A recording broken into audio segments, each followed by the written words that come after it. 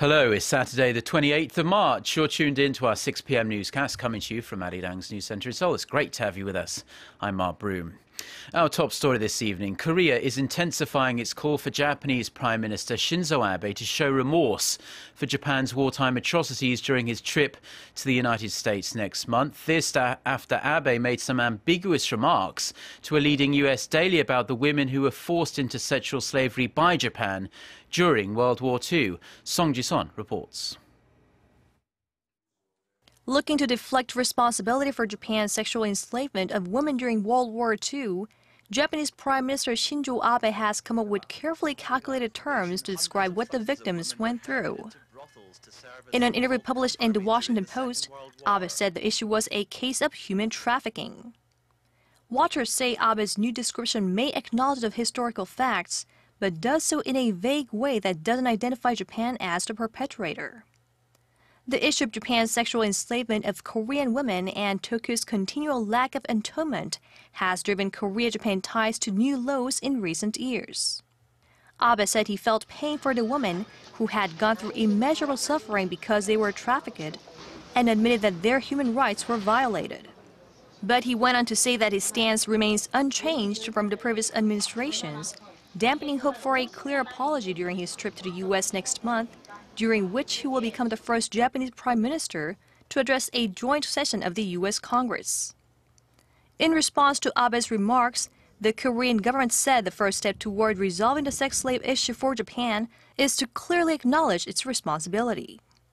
A government official said Abe's use of the term human trafficking blurs the nature of the issue, and that is not acceptable to the victims or the international community. Song Ji-son, Arirang News. The United States is seeking to expand trilateral defense cooperation with Korea and Japan. U.S. Assistant Secretary of Defense for Asian and Pacific Security Affairs, David Shear, says the intelligence sharing deal between the three countries was a good first step and that Washington sees more opportunities for further arrangements. He added the U.S. hopes Seoul and Tokyo make progress on the historical issues which have strained their ties. South Korea, Japan and the U.S. agreed in December to voluntarily share sensitive military information on North Korea's nuclear and missile programs. President Park Geun-hye departs for Singapore tonight to attend the state funeral of Singapore's founding father, Lee Kuan Yew. Officials say she will attend Sunday's funeral and express condolences to Lee's son and current Prime Minister Lee Hsien Loong. It will mark the first time in 15 years for a Korean president to attend a funeral of a foreign leader. The presidential office says it reflects Lee's special relationship with Korea. Now, President Park could also speak to world leaders at the funeral, including Japanese Prime Minister Shinzo Abe, whom she hasn't officially met for talks amid strained bilateral ties. 1 year ago to this day, in the German city of Dresden, President Park unveiled her plan for the peaceful reunification of the two Koreas. But the general view is that elements of the so-called Dresden proposal involving humanitarian, social and cultural exchanges have not yet made any significant contribution to improving inter-Korean ties. Our Hwang Sang-hee reports. 저는 이곳 드레스덴에서 하나된 독일의 오늘과 분단 70년을 앞둔 한반도의 현실을 생각하면서 역사의 무게를 느끼지 않을 수 없습니다. Exactly 1 year has passed since President Park Geun-hye laid out her grand plan for reunification in the German city of Dresden. But not much progress has been made since then. Out of 10 specific plans, only 4, expanding humanitarian aid and launching trilateral cooperation between the Koreas and Russia, are underway. Considering the current state of inter-Korean ties, the rest of the plan, like regular reunions for war-separated families and the peace park in the demilitarized zone, seem far from attainable. Despite its limits, Seoul's unification ministry vowed to stick to the Dresden proposal, saying it will narrow the gap between the two divided nations. If North Korea responds positively, the Dresden vision can become the foundation for mutually beneficial bilateral relations between South and North Korea.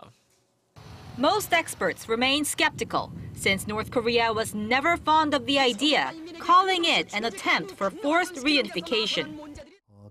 Considering that North Korea has rejected any efforts connected to the Dresden proposal, I think there's no chance that the country will respond positively to South Korean offers stemming from the vision. Experts say the South should be more aggressive in its approach and suggested dispatching an envoy to Pyongyang for broad discussions. Nonetheless, the Unification Ministry continues to call on North Korea to accept the Dresden proposal and come to the negotiating table, saying all its concerns can be discussed together. 황상희, Arirang News. North Korea is striking some of its most defiant tones yet on its nuclear weapons program. Pyongyang says it's shutting the door on the long-stalled six-party denuclearization talks and will not accept any discussions aimed at getting it to give up its nuclear weapons, and that includes proposals from its once close ally China.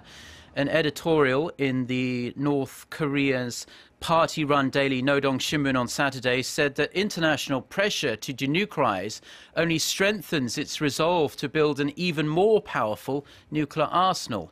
It also warned the United States to be wary about underestimating the country's nuclear power, saying it's at a level Washington can't fully comprehend. The UN Human Rights Council has ruled that North Korea's execution of Jang Sung-taek, the once powerful uncle of leader Kim Jong-un, and two of Jang's closest aides was a clear violation of international law.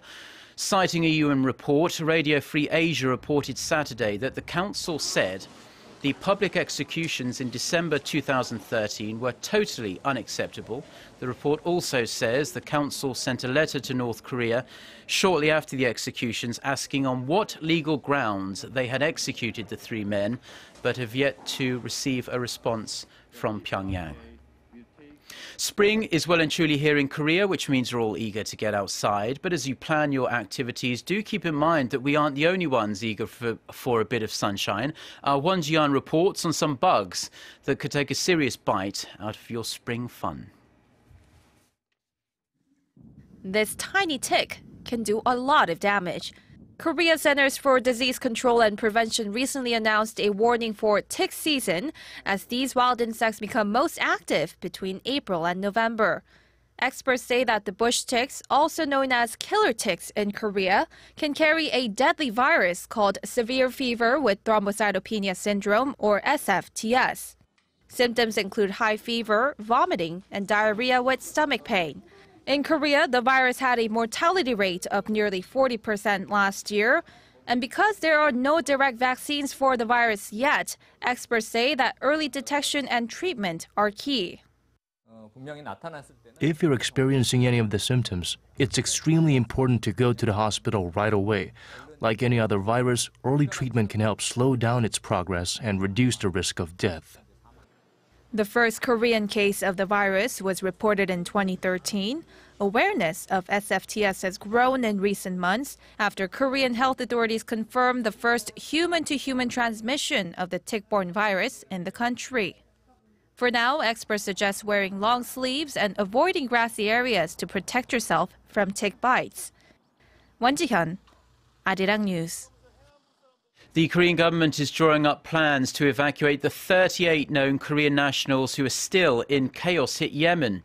Warplanes from a Saudi-led coalition are continuing to bomb parts of the country, targeting Shia Houthi rebels in and around the port of Aden.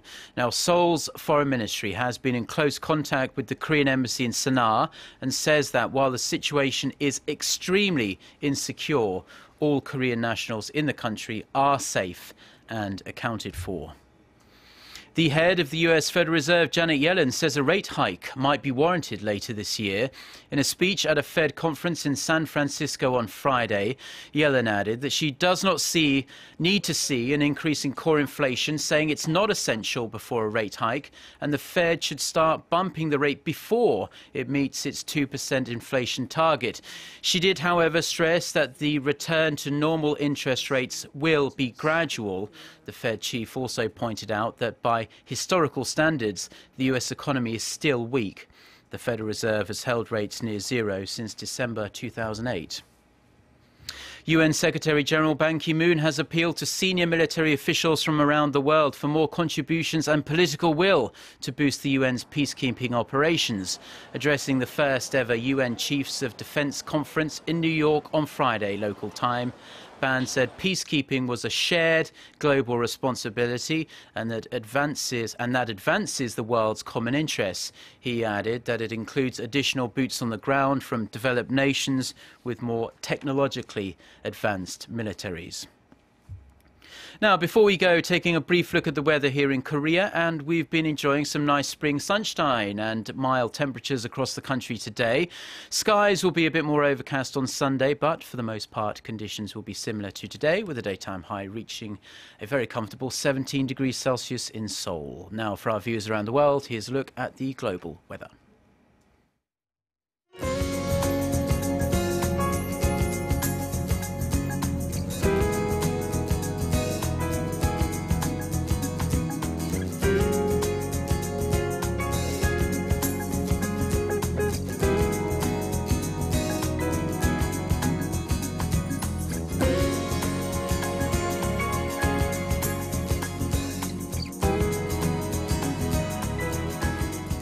Well, those are the stories we've been following on this Saturday evening in Seoul. For more of the latest, don't forget to check out our website, arirang.co.kr/news, and do download our smartphone application.